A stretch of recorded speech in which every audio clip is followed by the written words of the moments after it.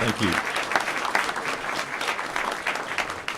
Our next speaker is Aaliyah Cott, a member of the staff at UNO, and she'll be followed by Janet Spire.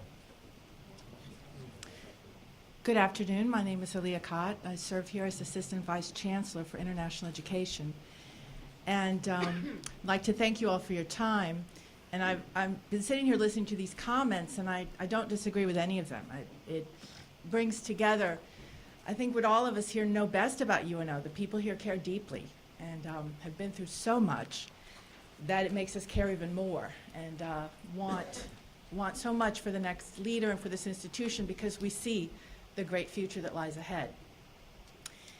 And what I just wanted to say today is that I see in UNO's future a global future, and that I hope the next leader, president, also is very cognizant of the fact that international programs and services and an international student population and the kinds of efforts that we've made have been part of UNO's past for quite a number of years now. And I think there's every opportunity for more growth.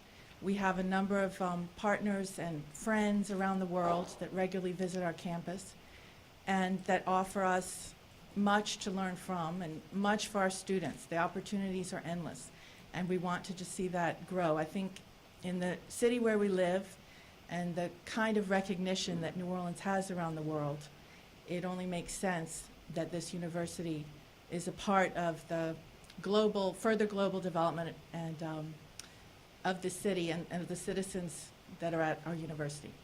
Thank you. Thank you. Our next speaker is Janet Spire, a member of the faculty at the university, and she'll be followed by Kevin Graves. I am a faculty member. I am also the Associate Dean for Research in the College of Business. I'm known a lot of times for the economic impacts that you hear about, or what kind of impact does a particular institution have on the economy. I serve on lots of boards, public boards. You may have seen me talking to somebody on the Revenue Estimating Conference in Baton Rouge. So I do lots of things besides teach students, but I figured out that was about 7,500 of them. So it's okay that that's not as many anymore. But anyway, it's important because I want you to see all the hats that I wear. So when I talk about UNO, what I don't want to think about is that we're the second in anything. I don't want to be second best. I don't want to have average salaries. I don't want to have average anything. I want to be the best we can be. We have a $1 billion impact on this economy. Now, I want to make sure that everyone knows what that means. It means that the UNO campus, the students we bring here from other countries and outside the area, the impact that we have through our research park, the NIM studio, all the different activities that we have. There are many, the naval architecture, the space center, all these things. All these things are very, very important to University of New Orleans. They're important to New Orleans. They're important to the world. I want this place to be a place that aspires to be best, and I think for a long time we've been thought of as something different. I want to be thought of as part of the UL system and be best. So, by the way, just so you'll know, LSU's economic impact without the other kinds of things they do off campus is $1.2 billion. So I'm not saying that it's bigger. I'm simply saying that's what it is, $1 billion. How important does that sound to you?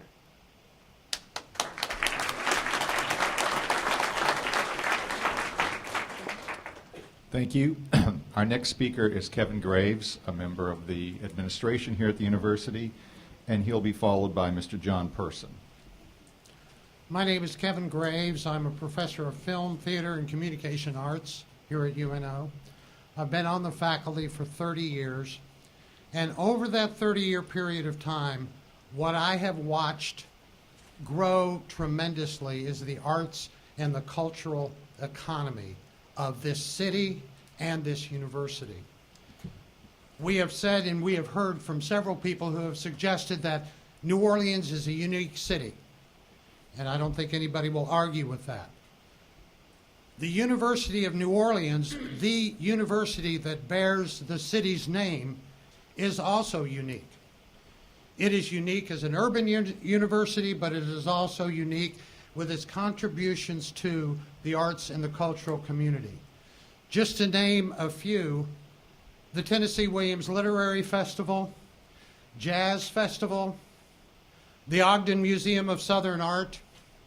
The list of students and faculty that perform and present at Jazz Fest every year from the University of New Orleans goes on for pages. The vital necessity of the New Orleans city growth is vested in its arts and cultural economy. The University of New Orleans is a significant player in moving the city forward within the context of arts and cultural and the economic base, but obviously along with that goes a strong, solid training ground for our students, the next leaders in the arts and cultural community. Thank you. Thank you. Our next speaker is Mr. John Person, an alumnus of the university. And once again, if you do desire to make a comment, please complete a buff request to speak card, please. Good afternoon. I'm John Person. I'm a past president of the Alumni Association here at the University of New Orleans and a 1977 graduate in political science. Academic excellence, I think, has been echoed by many people in this room, and that really has to be a hallmark of this search. I actually started my undergraduate career at Tulane because I bought into the Harvard of the South publicity that came out back then. I transferred after a year and learned that the political science department out here was 10 times better than the one up on St. Charles Avenue. The education that I got out here was second to none in this state. We have a great campus and a great bed of faculty out here. We need to communicate that, and that's one of the aspects of a new chancellor has got to be able to get that message out to our community, not just in the metro area, but in the broader area that in the 21st century we have to recruit our future students.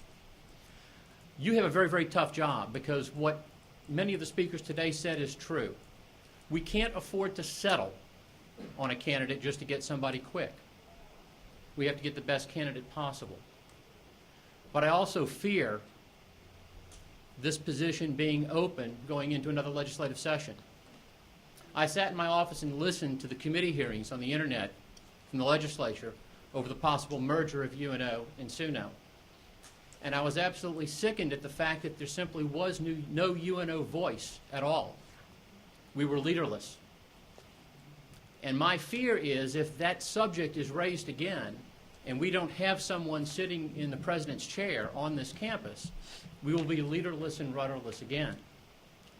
I don't want to hamstring this committee by saying you have to have somebody in place before that time who's gotten their feet wet.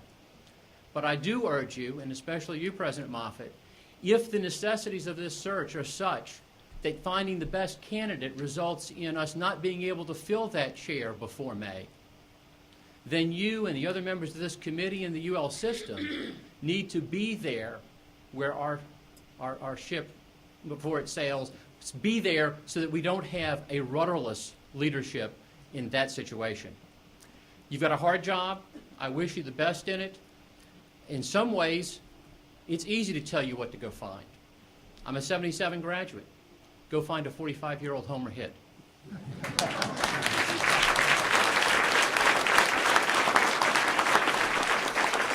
Thank you. Student ambassadors, do we have any other comments, comment cards? Then Mr. Sibyl, Dr. Moffitt, that concludes this portion of the program.